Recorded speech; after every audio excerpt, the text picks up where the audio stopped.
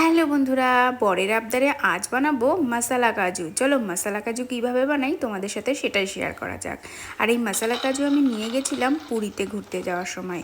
ট্রেনে ট্রাভেল করার সময় একটা টুকটাক খাওয়ার জন্য এটা কিন্তু বেস্ট স্ন্যাক্স।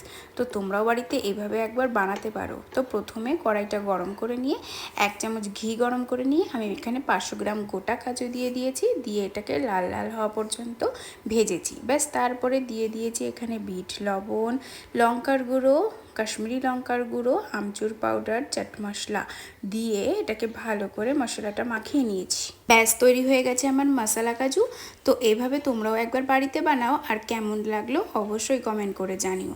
দেখো কত সুন্দর হয়েছে খেতে। বরমশাই একবার বাইরে থেকে কিনেছিল, তার একটুও ভালো লাগেনি খেতে, তাই আমাকে এইভাবে আবদার করেছে বানিয়ে দেওয়ার জন্য।